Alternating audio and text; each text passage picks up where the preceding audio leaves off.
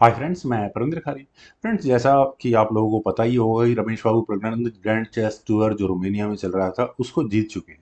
Actually मैं इस tournament में मैं पहले से सोच रहा था कि कोई एक दो गेम मुझे मिले तो मैं उसको कवर करूं, लेकिन ज़्यादातर गेम वहाँ मुझे ड्रॉ देखने को मिली। लेकिन जो कुछ फाइनल राउंड यानी टाई ब्रेकर आई थिंक उसमें हुआ था, वहाँ प्रज्ञानंद का मुकाबला एमवीएल से था और जो गेम उन्होंने जीती भी थी बहुत ही गजब की गेम थी। फ्रेंड्स, चलिए मैं शुरू करता हूँ। नाइट F3 के साथ यहाँ रमेश बाबू प्रज्ञानंद ने शुरू किया था। एमबीएल का रिप्लाई यहाँ C5 का आया, C4 हुआ। गेम ट्रांसपोज हुई सिमेट्रिकल इंग्लिश वेरिएशन में। Knight F6, knight C3, knight C6, D4, C takes D4, knight takes D4, then E6। तो G3 का मूव यहाँ पहले व्हाइट का आया। क्वीन आई B6 स्क्वायर पर। हाँ, नाइट पर प्रेशर जरूर है तो नाइट गया ये B5 स्क्वायर पर और यहाँ अगले मूव में चेक देने की तैयारी। और क्वीन कहाँ आएगी? बिल्कुल यही होगा। Night E5, problem is solve. और कहाँ अटैक है? पॉन पर अटैक है। देन बिशप गया G2 स्क्वायर पर और उसके बाद यहाँ ब्लैक ने पहले ए पॉन को आगे पुश किया और नाइट पर प्रेशर बनाया। लेकिन उससे पहले यहाँ खेला गया नाइट E4। पहले क्वीन पर अटैक है, क्वीन हटाओ। क्वीन गई D8 स्क्वायर पर और उसके बाद व्हाइट ने वही किया जो उन्हें यहाँ करना था। उन्होंने नाइट से दी चेक। बिशप टेक्स D6 हुआ। क्वीन टेक्स D6 होने के बाद नाइट तो आई पॉन लेने था। पॉन लिया गया, नाइट टेक्स C4। वापस क्वीन पर अटैक बना तो क्वीन गई C5 स्क्वायर पर। बचाओ इस नाइट को मेरे ख्याल से। हाँ, बी पॉन तो आगे पुश हो नहीं सकता तो क्या करें, डी पॉन आगे पुश कर दो। D5 हुआ। देन खेला गया B3, दोबारा नाइट पर अटैक। हटाओ इसको। लेकिन पहले खेला गया bishop D7, knight for knight. B takes C4 accept किया यहाँ प्रज्ञानंद ने। Bishop takes A4, then queen गई A3 स्क्वायर पर। बिशप पर अटैक और बिशप वापस चला गया C6 स्क्वायर पर। और उसके बाद यहाँ व्हाइट ने किया कैसल। क्वीन आई E7 स्क्वायर पर।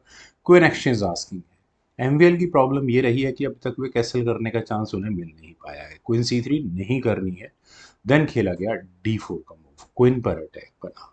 लेकिन इससे पहले अगर यहाँ क्वीन, उसके बाद रुक, क्या होगा इससे? चलिए देखते हैं। पहले यहाँ खेला गया bishop takes C6 check. B takes C6 होने के बाद क्वीन टेक्स D4। फिर उसके बाद ये मिडल एक्शन को कंप्लीट किया गया और अब कहीं जाकर कैसल किया एमवीएल ने। बिशप G5, बिल्कुल एग्जैक्टली F6 स्क्वायर पर प्रॉब्लम्स तो है, लेकिन ब्लैक ने कहा C5। बिशप टेक्स F6, मैंने नाइट लिया, बिशप पर अटैक बना हुआ है। एक्सचेंज करो मटेरियल, कैसे किया जाए? क्वीन टेक्स F6 एक ऑप्शन है। अगर यहाँ से गेम आगे बढ़ेगी तो क्वीन टेक्स C5। ठीक है, एक पॉन और एक्स्ट्रा जाता है यहाँ पर। तो यहाँ खेला गया जी टेक्स F6। देखिए ओपन तो करा दिया कैसल स्ट्रक्चर। क्वीन से आई चेक, किंग आया H8 स्क्वायर पर। देन रुक आया B1 स्क्वायर पर। और ये रुक कहाँ जाने की कोशिश करेगा आने वाले समय में? बिल्कुल, रुक attack goes to D8। Then रुक आया ओके B2 स्क्वायर पर। मैं जिसको एक्सपेक्ट कर रहा हूँ कि किसी तरह से B7 स्क्वायर पर पहुंचेगा क्वीन के मैन्यूअर के बाद, लेकिन हुआ नहीं। रुक अटैक गोज टू B8, रुक एक्सचेंज की बात हो रही है अब। लेकिन रुक अटैक गोज टू B1 और रुक्स की बैटरी यहाँ प्रेग्नेंट ने लगाई। लेकिन एमवीएल ने कहा मैं अपर हैंड रखूंगा। कैसे? रुक D1 check, rook takes D1, rook takes B2 और सेकंड रैंक में अपने रुक को फाइनली पहुंचा लिया है यहाँ पर एमवीएल ने। देखिए A2 पॉन पर भी अटैक है। पॉन बचाया जा सकता था, एग्जैक्टली मतलब मेरा दिमाग कहता है, लेकिन यहाँ पहले खेला गया H4 का मूव। H4 ठीक है, क्या करें? रुक टेक्स A2 तो मुझे तो नजर आ रहा है कर करा के खत्म करो काम को। लेकिन पहले खेला गया F5, क्वीन पर अटैक बना। क्वीन गई F4 स्क्वायर पर। अगले मूव में यहाँ व्हाइट ने चेक देकर रुक पर अटैक बनाने की कोशिश की तो किंग G7 किया गया। देन खेला गया E4। E4 होने के बाद रुक टेक्स A2 अभी भी ऑन है। क्वीन B8 जैसा मूव होता है, उसके बाद आप रुक ला सकते हो अपना। खैर, यहाँ खेला गया F टेक्स C4। क्वीन से आई चेक, किंग आया H8 स्क्वायर पर। Then queen takes E4। Queen takes E4 होने के बाद क्वीन F6। देन खेला गया क्वीन E3। चलिए, क्वीन F6 तो बिल्कुल समझ में आ रहा था, फॉक लगने के चांसेस थे। Rook takes A2, finally pawn लिया गया। Queen takes C5, then king आया G7 स्क्वायर पर। क्वीन E3, देन रुक आया C2 स्क्वायर पर। देखिए यहाँ इस F2 पॉन पर प्रॉब्लम तो है, एमवीएल निशाना लगाकर बैठे हुए हैं। तो अगर ये प्रॉब्लम सॉल्व करनी है तो रुक C1 एक ऑप्शन है।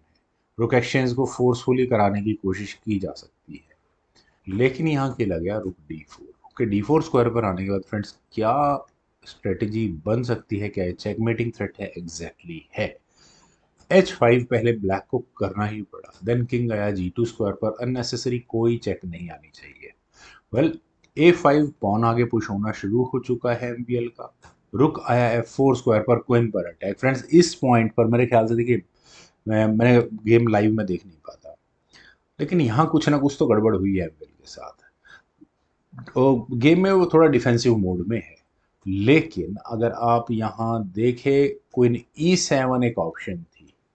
क्या होगा? एक चेक आएगी, चेक देकर आप यहाँ पॉन ले सकते हैं, रुक तक अटैक जाता नहीं है, दूसरा पॉन भी लिया जा सकता है ना, बहुत कुछ था। वाइट एडवांटेज में तो रहता, लेकिन क्वीन C3 के बाद तो बिल्कुल प्रॉब्लम आ गई। देखिए प्रॉब्लम क्या है, ब्लैक कहाँ अटैक बना रहा था? ब्लैक अटैक बना रहा था यहाँ इस F2 पॉन पर, डिफेंस हो गया उस F2 पॉन का।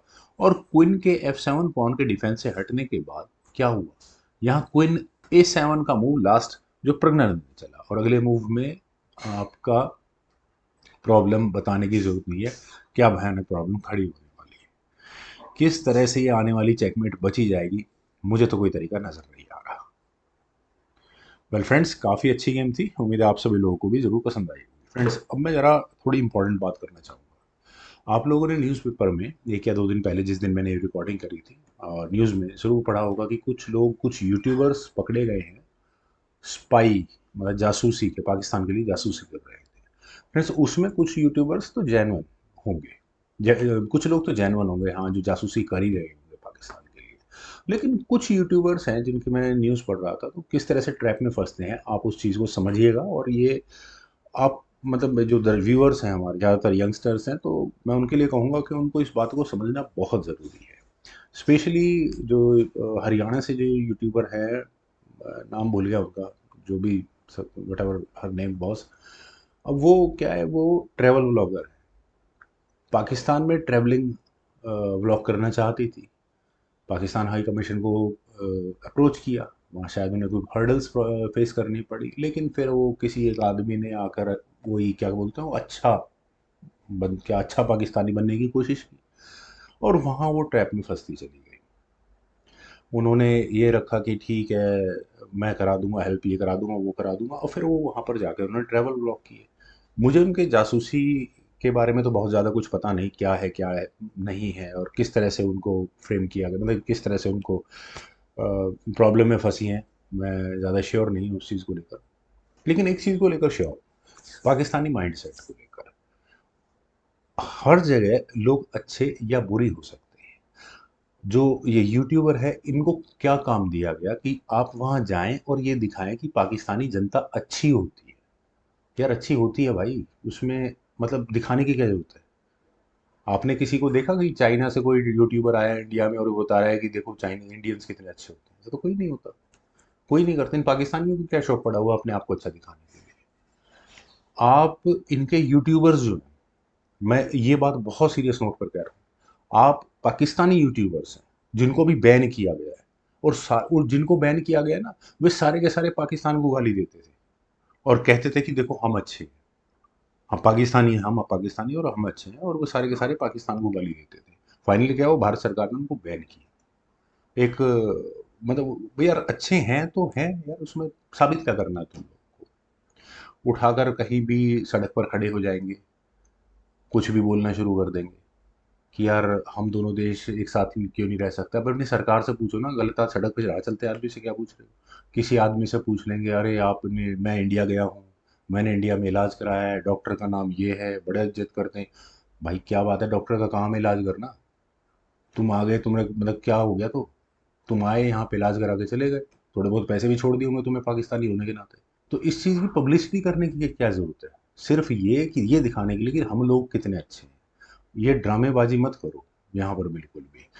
आप मतलब वे यूट्यूबर्स की साइकी समझो, वो यूट्यूबर्स क्या करना चाहते हैं। फ्रेंड्स, मैं आपको दिखा देता हूँ, चल मैंने कुछ चीज़ें सर्च पर लगाई थी इसके। हाँ, ये देखिए फ्रेंड्स, पाकिस्तान की आप व्यूअरशिप देखिए। हमारे यहाँ लगभग लगभग 90 करोड़ लोग एक्टिव यूजर्स हैं, और पाकिस्तान में कितने, 17 करोड़ व्यूज पाकिस्तान में मिलेंगे क्या? और इन 17 करोड़ में से 70 करोड़, ये देखिए, 67 करोड़ लोग ये सिर्फ क्या है, ये सोशल मीडिया वाले हैं, फेसबुक इंस्टाग्राम वगैरह वगैरह वाले, वैसे वो अंगूठा चलाने वाले। ये कोई नॉलेज लेने वाले लोग नहीं है, इंटरनेट का इस्तेमाल इनका क्या है क्या नहीं है यही जानते होंगे।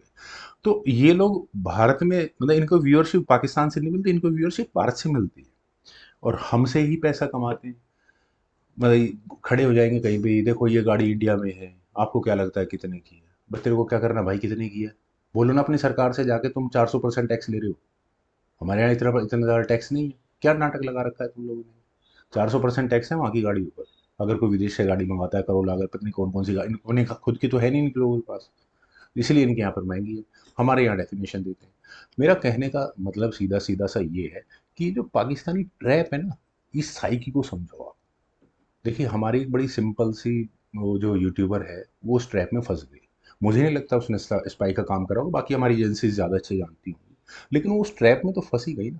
एक good Pakistani bad Pakistani, good terrorism bad terrorism, good Taliban bad Taliban, ये इस ड्रामे में लगे रहेंगे लोग, ये यही करते रहेंगे सारी ज़िंदगी।